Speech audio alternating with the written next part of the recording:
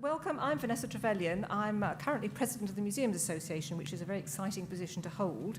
And this conference is new to me, but the museum sector will be joining and coming under the Arts Council umbrella very, very shortly, which is very exciting because, as I characterise it, we've been close friends for decades, and now we'll be family. So how lovely is that? So I hope that these contacts will be ever more increasing.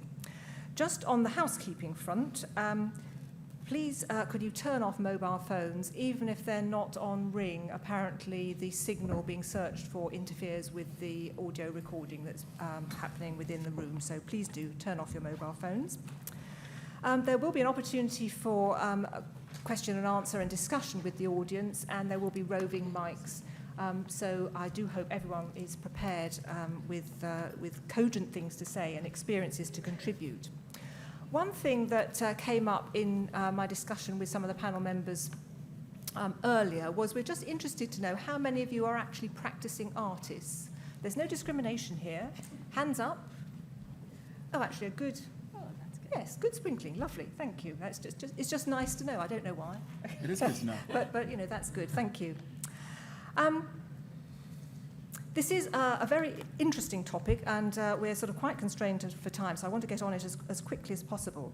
And just to identify the sort of overall aim of this session and the sort of statement that we've been given to work with. Few in the arts would dispute the importance of encouraging diverse talent and presenting a diverse range of work.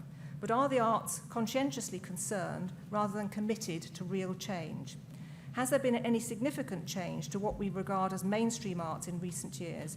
And what has this meant for the art, for the art and for audiences? What else do we need to do, and how urgent is it?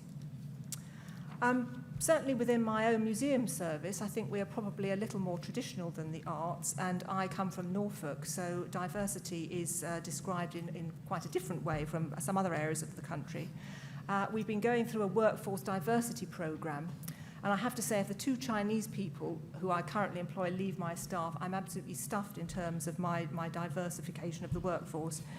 But we did an analysis of why this was so. And having done a sort of multiple cause analysis, it came down very much to the fact that our audiences weren't particularly diverse. That if people didn't learn from a very early age that there were interesting jobs in museums, that there were a range of things that could be done, that they wouldn't actually then grow up with the ambition of becoming a museum worker. And so it is all about how we practice what we do in our museums, how we engage with our audiences, and that will lead to diversification in the future. But this afternoon we're going to hear from 4 practitioners who represent very different art forms and ways of working, but they share the characteristic of wanting to expand the notion of what is art and to extend audiences to those who feel excluded or assume that the arts are not for them. And we've got a very interesting group: Clary Salandy, Mark Williams, Barbara Israel, and Carrie Michael. And we're going to start off with a presentation from Clary Salandy, who is a carnival artist and theatre designer and three-dimensional design tutor specialising in large-scale body sculptures. And that's all I'll say, because she's going to talk about her work and her impact, and also show some pictures, I think. Yeah. Hi, everyone. It's really good to be here and to have a carnivalist actually in front of you talking. That's really, really good for carnival. I actually wanted to start by talking a little bit about how and why I took carnival up, but also to talk about the impact that carnival has been having in the UK. I mean, when I first began, I was terrified even to use the word carnival as an artist, because there was so much preconceptions. It was labeled as being kitsch. It was frivolous and drunkenness on the streets of London. It was embarrassing to the local authority, who would give out leaflets encouraging people not to come and to guard their wallets with their lives. So I focused very strongly. I called my company Mahogany Arts Ltd, and I called my trading arm Mahogany Community Ventures Ltd, leaving the word carnival out because I really wanted people to not be held by their preconceptions of what they thought carnival was, what the art form was, but to actually be taken by the work that they see in front of them first. So whenever anybody booked Mahogany, I would waltz in with my carnival that looked like grandiose, fabulous sculptures, larger-than-life work with fabulous themes. And what was really fantastic about what we were doing is we began to break down barriers as people started to look more closely at what it was we were actually doing and how we were achieving it. Or every picture that you see is actually created always with young people. Young people at the heart of what we do, and also diverse people from many different races coming together, many different age groups, to share their skills and to bring alive themes, cultural themes, personal themes that help them to grow. I believe that in our work, we help lost people to find their personal creative space in the community. So young people in Harlesden and Stonebridge come to Carnival workshop and they create work, and then that work opens the most amazing door. They find themselves on the top of the world. They're in the opening ceremony for the Afro-Asian Games in India. They're on the Mall, dancing in their carnival costume on Carnival Day, while we're in Notting Hill at the same time, for the handover ceremony for the Olympics. So I see myself as a conduit, a catalyst, helping young people to grow and creating a voice through fabric and metal and paint for young people to thrive. The problem is, where are they going to go? So I inspire, I create aspirations for talent, I nurture, and then we now say, well, what's happening? Did you notice that there is no mention of the Notting Hill Carnival, for example, as part of the Cultural Olympiad? Well, I was devastated because actually there was a Cultural Olympiad project, Festivals of Carnivals, and the bid did have a robust legacy for diversity, which I'm beginning to wonder what's actually happening to it. My question to you is, whose need is greater? Is David Hockney need my taxes more than the little young people in Harlesden or Stonebridge? Whose voices and aspirations do we have to nurture and grow? Who are the next artists to come? And if we don't spend time now making sure and taking up the opportunity that the Olympics gives to us now, they will be disenfranchised in the future, because they already are. I know how I felt when I clicked on 2012 LOCOG website to see, wait a minute, where did Festivals of Carnivals go? It was there yesterday, waiting to see and hear how I was going to bring all these communities from Bradford and from Harlesden and from the East Midlands together. Now, I am lucky. I am the luckiest carnivalist because I am one of the best funded organizations. So I do get the chance to make brilliant work with young people and to take it up and down the UK. But I'm one of many. And in this area of work and in the UK, young people and people from diverse backgrounds and diverse art forms do need to have a lot more support. What is fascinating is the work began to trigger very inspiring collaborations. So I started to get phone calls from the circus, come and make us this fabulous thing. And then I started to get phone calls from Harrods, come and take part in our parade. And so there was this other stuff, actually, because they no longer saw it as the frivolous kitsch thing, but they actually could see the value. We spoke about this earlier in lots of stuff. The value of the arts. To whom? Whose art? I find that very difficult because when I work across with everybody, I think the arts is for everybody, from everybody. And when I look at Carnival and I see 1 million people come on one day, 10,000 performers, and a million people in the audience. I wonder if we had Carnival every weekend, would we always have 10,000 performers and 1 million people coming every weekend? Although we are desperately under-resourced. Notting Hill Carnival, that diverse festival, will be present in the middle of the Olympics as a showcase for Britain. And it is just devastating for me and for the whole of London and England that it is not actually being resourced, or it's not going to go forward as the gem of cultural expertise and training for young people that it is. Thank you. Thanks. I think that issue of where arts investment needs to go and how it can be fairly allocated and how people can be encouraged to continue to participate is a continuing theme, and one that will come up again. I'd now like to ask Mark Williams to talk to you. He's Artistic Director and CEO of Heart and Soul, which he co-founded in 1986. And this works with a wide spectrum of people, older people, children and young people, people with disabilities, running freelance music, making sessions with a number of different agencies. And Mark was awarded an MBE for services to disability arts in the New Year's Honours in 2010, so well done. What an intro. Well, I guess I just wanted to sort of share my experience of diversity and what it means to me.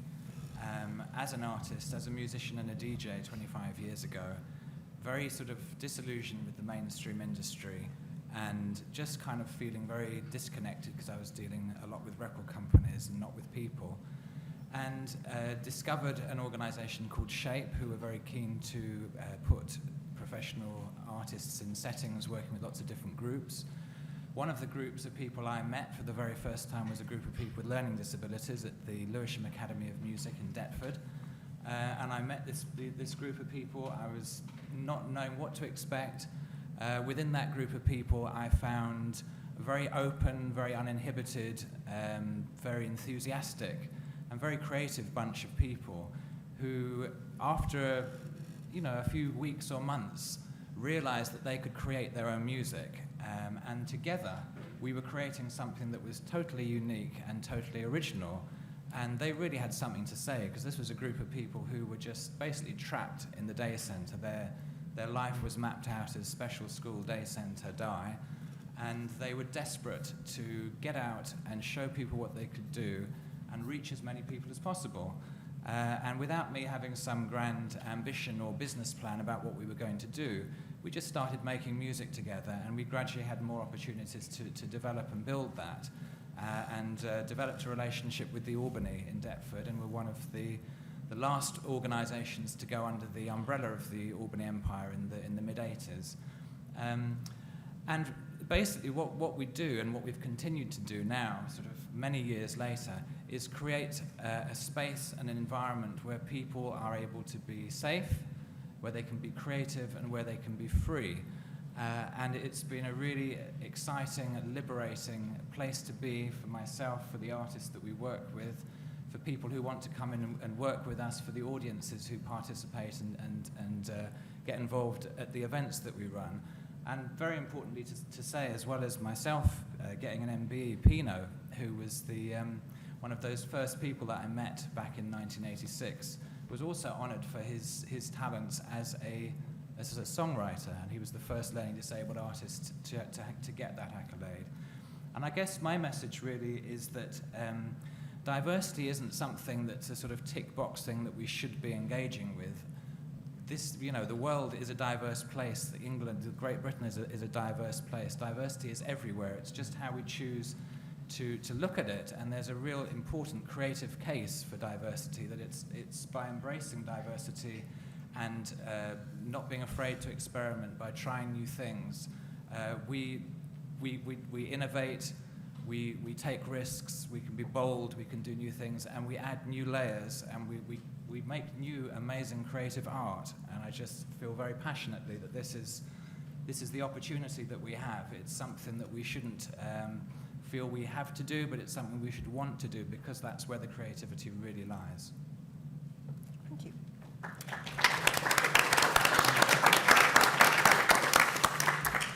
And our third speaker is Baba Israel, who was raised in New York, and he's developed as a young artist, exploring spoken word, hip-hop, and experimental performance. Baba is co-founder and artistic director of Playback NYC Theatre Company, which brought theatre to underrepresented communities. So over to you. Great. I'm very glad to be here, and also glad to see that the audience has been growing and more people have been coming in, because I think sometimes this topic can be a bit on the margins. So it's good to feel that it's here. I'm going to talk a little bit about my current role, which is I'm the artistic director of Contact in Manchester, which is an organization that was reimagined over 10 years ago as a theater with young people also at the heart of everything that it does. And not just as seeing young people as beneficiaries, but seeing them as collaborators and decision makers, and that's a really important distinction I want to explore. I think I'm going to just talk broadly a little bit, and then every now and then I'll zoom in and focus. So to frame this conversation, I think one word that's missing and in this conversation in terms of talent and diversity is the word equality. Because when we have the word equality, we can expand the reach of the word diversity because it's then grounded in an idea of equality. And that expansion of the word diversity can then encompass the widest range of creative, political, and philosophical diversity because equality works towards social justice. In that sense, the arts are absolutely complacent. There is progression, but there's still complacency because we need to embed diversity and equality in the core values and ambitions of our organizations and institutions. We need to move away from token relationships, token programming, and move towards authentic collaboration. So we need real partnership with diverse communities where communities are actively driving the direction of the artistic offer and there's a sense of agency. At Contact, we did a project called Salam, which was looking particularly at the experience of young British Muslim men in Greater Manchester at a time when we felt that there was a real media attack and pressure on that community. But the results of that project was driven by those young people and in collaboration. I think we also need to move away from audience development strategies where we're trying to program shows to attract new audiences. We need to move towards artistic development at the local level so the venue starts to embed itself with local communities. We also need a willingness to take criticism and to engage with community members who challenge a venue's approach. We did a festival last year called Queer Contact, and there were members of the community who had real concerns about some issues that came up in that festival. And one thing we did then was invited those people to then be part of the next year's festival and to curate a day themselves. I also think it's really important to have a multidisciplinary approach to programming and development that sees the benefit of shared inspiration and practice between art forms and approaches. Last night at Contact, our young actors company was rehearsing. There was other young people who don't often come into a theater who were making beats in our music space. And there was a queer poetry event, which was streaming an artist from New York that was sharing the stage with first-time poets and veteran artists from Manchester. And that was just one night on a Wednesday. And I think there's people who don't normally get to connect and meet who start to bump into each other in the halls and then start to establish friendships and then real things grow from that. I think the other thing which is important to me in terms of talent is that you need a balance of informal and formal progression routes. You need artistic opportunities which are drop-in sessions, which aren't about auditions and aren't about year-long commitments, and to realize that people are in various stages of their process, and maybe they might just need to drop in, and maybe they may be in positions of instability in their lives, but from that drop-in session that can move to a more focused participation.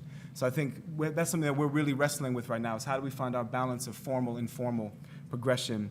The other thing is, I think when you collaborate, you need real investment of time, space, and money with those artists that you're developing. So when we work with young people and they're developing, you have to bring money to the table and say, here's an actual budget, and not be afraid to take a risk working with someone who might be new. Now our focus is particularly young people, but we're also looking to expand how we work across the widest range of communities. I think also you need platforms of experimentation and risk-taking, which is a theme that's also here, and that through diversity and equality that expands the possibility of new cultural clashes that can create new inspirations.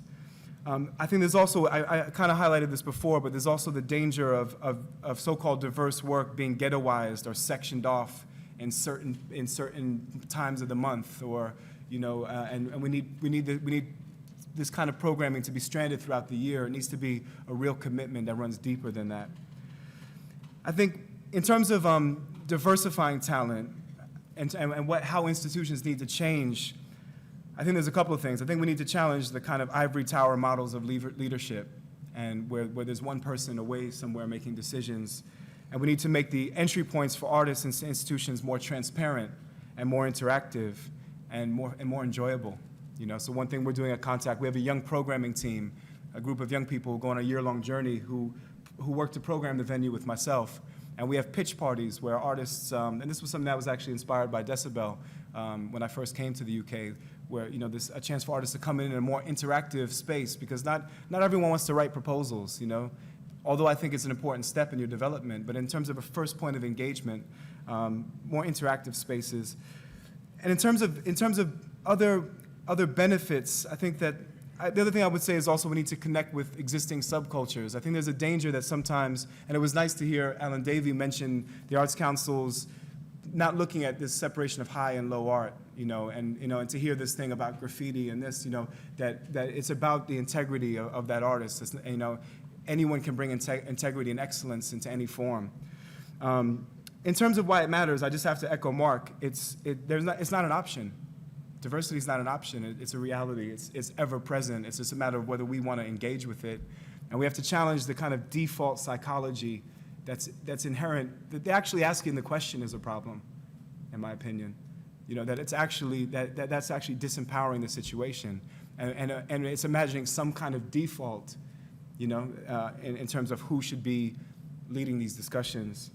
I think the other thing I would say, in terms of the qualities that we need to really embrace this, we need to be prepared to be uncomfortable, and we need to be prepared for conflict and challenge, and to be okay with that, and to receive criticism, and to realize there's going to be moments of confusion and uncertainty, but that's really a rich and exciting place, and that's what art allows us to do, is to navigate those moments with greater passion and humility. So I think for me, I would just say that we need to be able to be uncomfortable, to be challenged, to be surprised, to be open, to speak up, but to most importantly listen. That's what I would offer.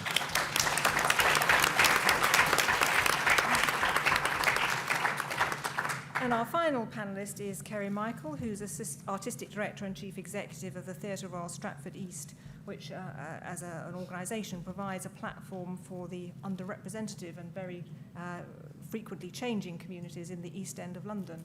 And the Theatre Royal Stratford East is where I saw my first pantomime. Very good. Babes in the Wood. Did you enjoy yourself? I did. Correct answer. Yes. Oh, yes, I did. I'm not Graham, just anyone wants to see Graham. So I'm the substitute, so it was really great getting a phone call yesterday, because I feel like a Premiership football player from the sub onto the match. And I was terrible at sports, so that connotation feels really good for me. I'm gonna just go back to the question about are the arts complacent about talent and diversity? Just hands up, who thinks yes? Who thinks yes?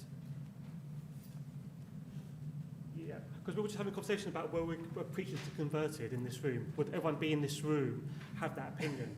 And I think the majority of us do hold that opinion. And I think so. Then you start asking, well, why are we still having this conversation and why are we having this debate? And I think we should start thinking about the problems around that.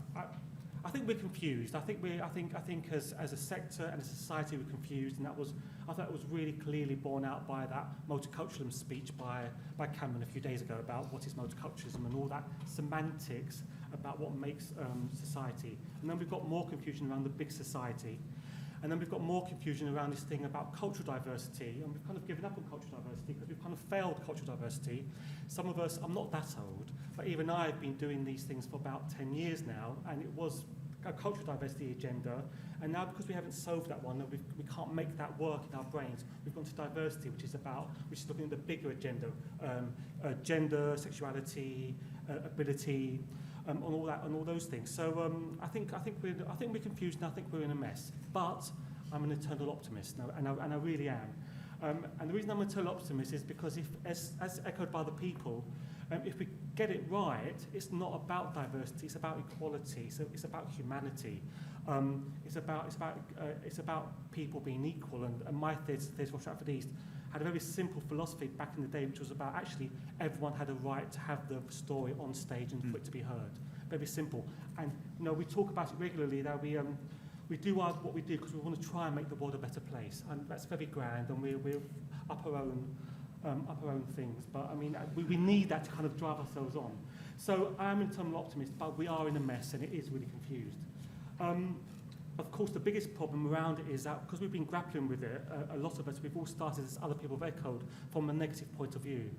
Diversity is coming from a negative in terms of if you're not being diverse enough, you are wrong, and you are bad, and we must change you, and we must enlighten you, and you are not as good as someone else. And the bit we've missed inside that conversation is actually the more diverse the art is, the better the art is. The greater the art is. Yeah. And a very simple analogy for me is, you're watching Hamlet, and Hamlet's got, and in the audience there are 600 blue rinses from Chester. And you're something else, and you're watching that Hamlet. That Hamlet's going to be a certain kind of experience because you're experiencing it amongst those 400 blue rinses from Chester. You watch that same Hamlet again, and you've got 400 black boys with hoods on. It's a different experience. One's not better or worse, it's just different. So that mixture of both the audience and the artists who are making the work makes the work more robust, and for me, makes it more excellent. And the thing that I really was encouraged by, not the McPherson report, the last one, the Masters report, when he talks about excellence and excellent art. And excellent art wasn't about being big. It was about that connection, that bit, and Alan Davies talks about it earlier on, that thing about the honesty of the interaction and the integrity of that interaction. So it has to be about how the work and how the art come together, and that creates the event. Every time we put a piece of work on our stage, we talk about, well, the first character we cast is the audience. Absolutely, who's it for? And if a piece is the same in front of 2 people as it is in front of 500 people, then actually for us, that isn't the kind of piece that we want. For us, the audience has to be intrinsic to the process. So the art and the audience create the event. If you carry on with that theory, then the diversity of the audience and the artists has to be significant in making that great piece of work, we think. And we think that because, as we all know, London in particular, probably the most diverse bit of the world, in Newham, my borough, we have 180 languages in our local schools. In our local schools, 180 languages in local schools. They say by 2020, 30% of those under 30 in London will be mixed race. So it's not going to go away. It's here. We're part of a global society. And we're missing a trick because the more diverse we make the work, the better the work is. Now, the problem with that is that when we start having those conversations, we need to be honest about whether everyone agrees with that. And we have to be honest about the critical debate around diversity. And at the moment, it's shocking. There isn't really a really great critical debate around diversity because we keep talking to ourselves. And actually, the most important thing around that is the thing about power, the people with power, whether it's the journalists, the funders, the critics, those people, the artistic directors, those people in power, those are the people who need to have the debate about what is excellent art. And then we get to fundamentals about their value system. And then we start having conversations about their education and their upbringing and where they came from and why they perceive certain things. If you went to a very good school and you were constantly told from the age of 7 that you are very good and you are the best, and then you went to Oxbridge or Cambridge and were told then you can achieve anything and you will be great and you are very talented, of course you will believe that, and of course all that is also true. I'm not denying any of that, but you're going to start bringing people on who are the mirror to yourself. We all go out with people who are the same as us, I've been told. And when we do dating agency things, we always get the same, my likes and their likes. We all marry ourselves up with people who are like ourselves. So we're perpetuating the problem there because the people with power have an intrinsic opinion about what is excellent art, and actually they're part of an elite, and it's all of us on the periphery who can't break that glass ceiling, whatever the analogy is.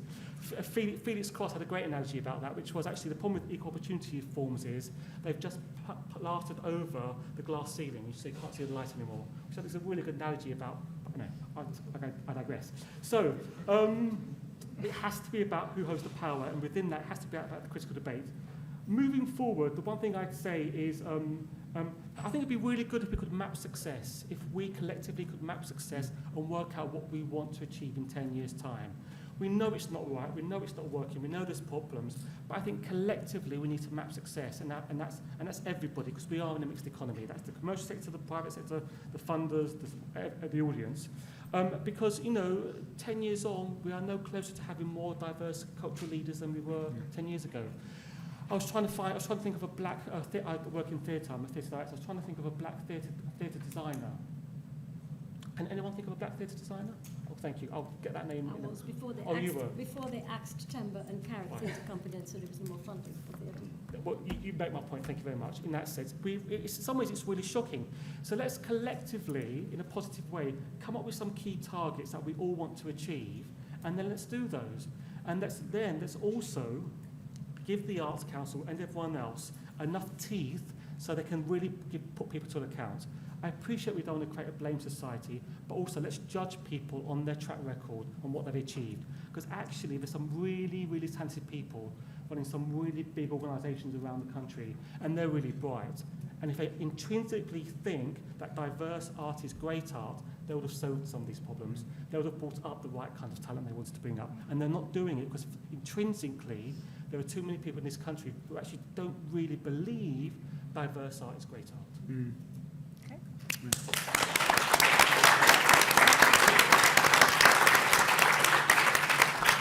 Well, thank you very much, panellists. The sort of overriding theme that I'm getting from all your presentations is about power, actually, at all levels. There's a sort of decision-making power, actually, you know, which organisations get funded, which people get promoted, which people get appointed, but also at the sort of programming and initiation level, it's also the extent to which the people who are participating in the arts, the extent to which they have the power to control what is being done, or whether they are being led and guided by the professionals, so-called, you know, within the sector. So I think that's a very interesting theme that has come out. We have very limited time now, so rather than having general questions, which would be lovely, and if you have burning ones, do ask them, it might be perhaps more useful to sort of, you know, cut to the chase. And Kerry has sort of thrown down the gauntlet to say, well, what should we be aiming to achieve in 10 years' time? What would make the difference? What would actually get us from where we are now, which is a sort of partially willing situation and with lots of potential, but not actually perhaps making it, to a situation where we are benefiting from the rich diversity and actually involving everybody and using everybody's talents and valuing everybody's talents in the same way.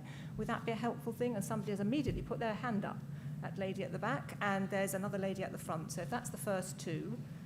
Yes, lady at the back. Hi, my name is Cheryl Martin. I'm on the Arts Council Northwest, and I've worked at Contact and a lot of other theaters as a theater director.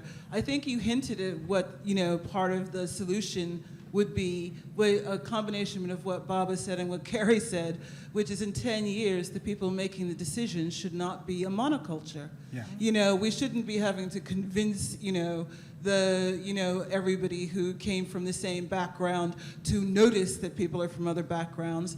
If you want your work to actually reflect something or to have a different point of view, then you should be hiring a different point of view, and not everybody just like you. One of the reasons why the kids at Contact, some of them started off at that drop-in and are now staff making decisions about other things. And you don't have to send them off on a training program on what Flickr means or how to use YouTube, because they know it like a native. Yeah. So the most basic thing and the other thing Josie said in the other room was, what kind of art do you get when all the entry points are for people who don't need to work for money? People who get unpaid internships, unpaid this, unpaid that, or so low paid, especially in London, that unless, daddy and mummy can help you with, giving you a flat or helping to pay all your bills, you cannot afford to do that job. You know what I mean? So, if you started there, then I think you would solve a lot of problems, and maybe some of the problems about why ordinary people in the street don't go out marching for people who are in the arts. Can I respond to that, or you want to collect a few? Yep. I just think, it was one comment that I didn't make in mine, and I'm glad that Kerry brought it up and you brought it up as well, is that I think a big area is in the workforce. And so I know one thing we're looking at is what is our recruitment practices, and I think that there's a whole area of development around recruitment that I think could be, there's a lot of development around how you recruit in terms of the actual promotion of opportunities to the actual process of recruiting and who's on the panels. And so that's something that we're really thinking about. But also I think this idea, one thing we've written into our business plan is that we value not only formal education and experience, we not only value formal education, but we also value experience, which is what allowed a young person who developed a Contact to become a project manager, without necessarily going through traditional routes of formal education. So I think in terms of who you see being able to progress in the workforce, but also how you recruit, are areas that need real investigation. Yeah, absolutely. Lady at the front had a point or a question. My name is Maureen Salmon. If we are to engage in creative thinking for a strong future, it must embrace diversity. You know, it cannot be just this one session. It should be the overarching theme of the conference. If we're going to look for the next 10 years, what we need to do is to really harness the existing talent that we have. And we have a wealth of that. The fact that they're not represented here today doesn't mean that it doesn't exist. 2 weeks ago, I was at the Underground Railroads, a networking event for culturally diverse arts practitioners, mainly from the African diaspora. And this was a wealth of talent in this generation. There were young people in their 20s when when I talked about the 80s, and somebody said, that's when I was born, right the way through to the 60s, and they were there showcasing work from the 80s and young people presenting their work. And I just think that the sector needs to kind of recognize that, you know, the talent that's there and how we can partnership with that community, that bring the communities together. Yeah. And that really has to be the starting point. Otherwise, we can't begin to think of the next 3 years, because if we cannot utilize what we currently have. Yeah. Does a panel member want to respond to that? It's self-explanatory. Yeah. Thank you very much. Yes, that lady at the back. Hi, my name's Karen Fryer from New Deal of the Mind. I'm really thrilled we're talking about this, actually, because I think what you said about the unpaid internships is key, one of the key points, and that is, as you were saying, you need to come from a wealthy background in order to continue in the arts, or even to get your foot in the door. So there's an entire cohort of people out there who aren't even able to benefit from experience in the arts. I think a second point as well that hasn't really been articulated, and that is the concept of self-employment. Most people who work in the arts, who work in the cultural sector, don't sign a contract for a 40-hour week. They work on a project, they work on a commission, they work on an exhibition.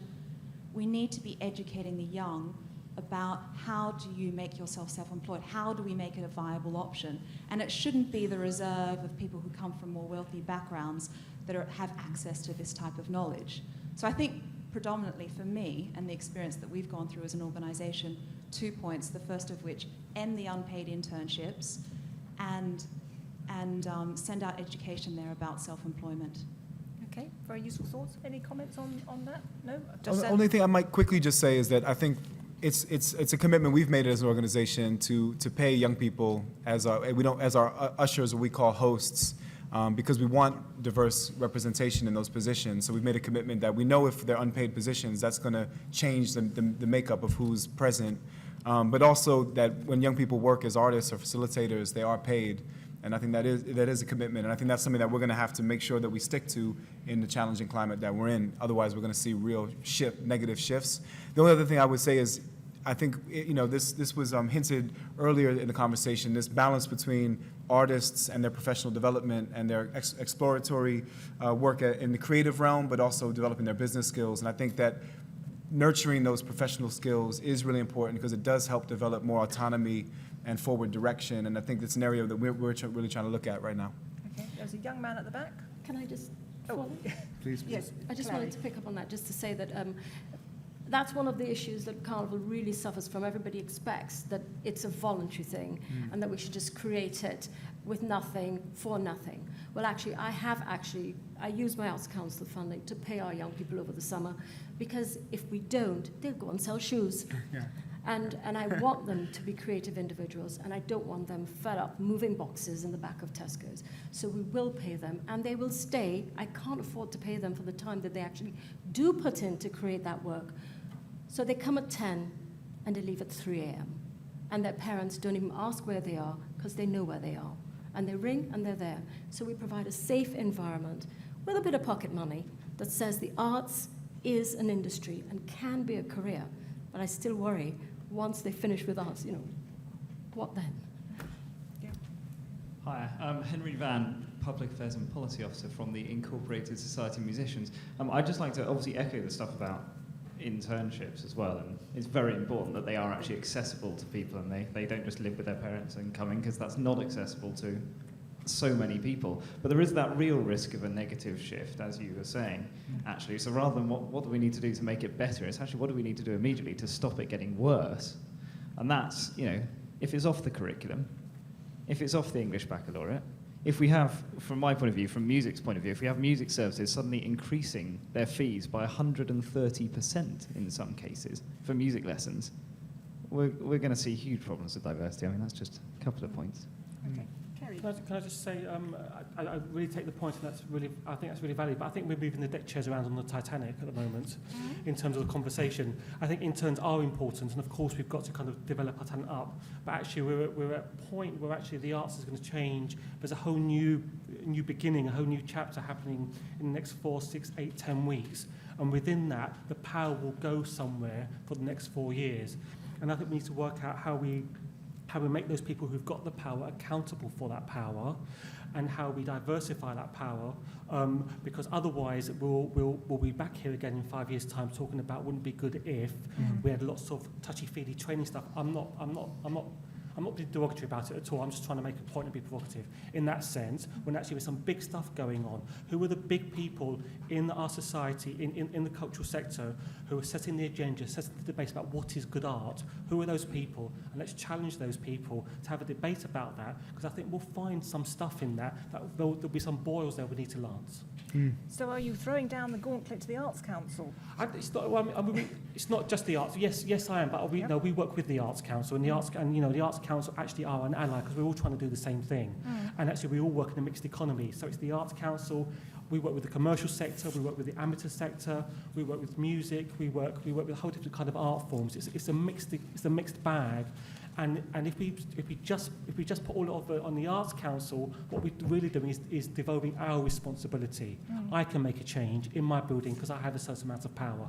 Everyone else who has a building can make a certain amount of change, and we should all be doing that together. Yeah. Okay. Thank you. Srila, you're in the middle, and then there's a gentleman over there with the white hair who will be the last person. Owen. My goodness, man, will come to me. Peter Seddon, I'm a member of the Arts Council Regional South East Arts Board.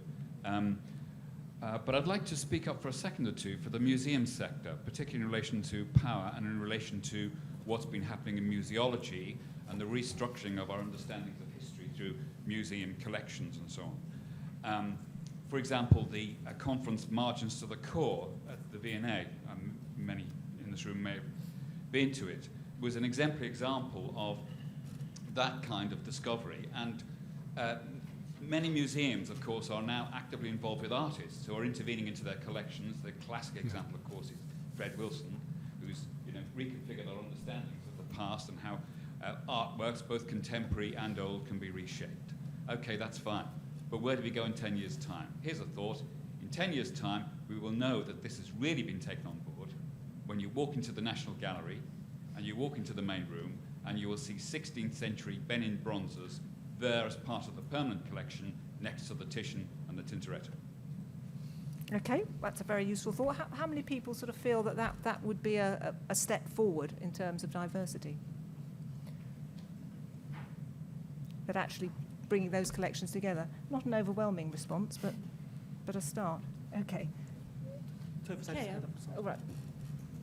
And Sorry, Srila, yes. Sheila, and then that gentleman over there, and then that's it, I think, because we are approaching 4 o'clock very rapidly. Thank you. I just wanted to say that it's been a great panel, and I want to salute you in your diversity.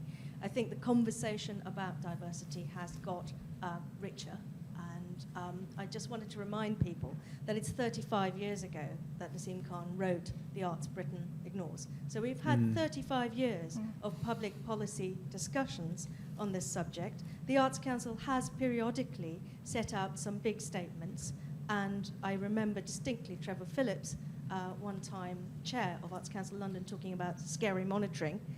I don't think the monitoring was very scary, actually, otherwise we wouldn't be in this position now.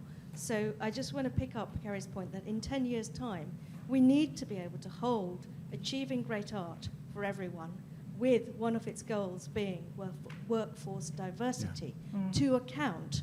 But I also agree with Kerry, because we are in this all together, It's not just about the Arts Council. It's not just about single institutions. We as a sector can do a lot. We have to do our bit, but we also have to hold the funders to account, because why is it that 35 years on, things have changed so little? Okay. Yeah. Okay. And then the final point.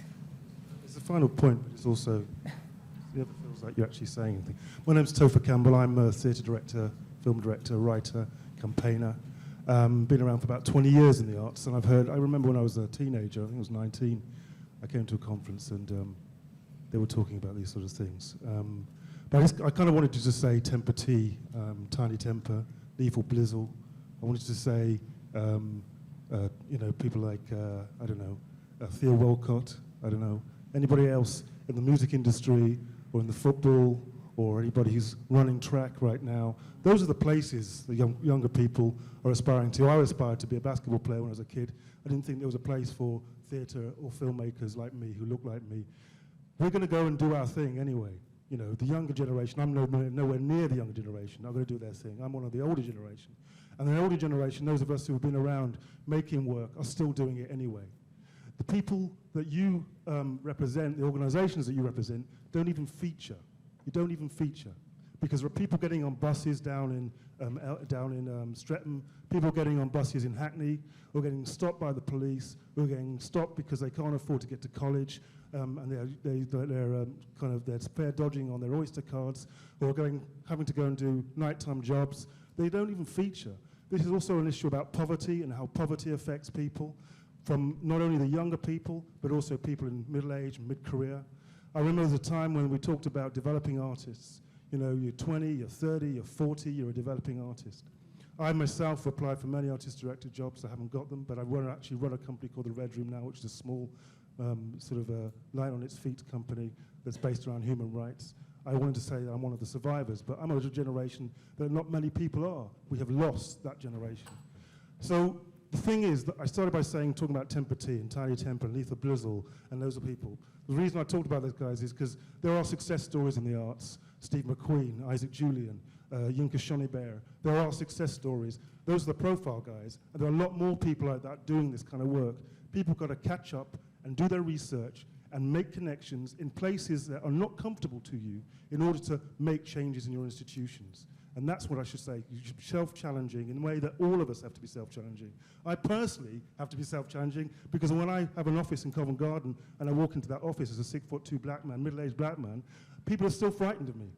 This is the reality from the inside out.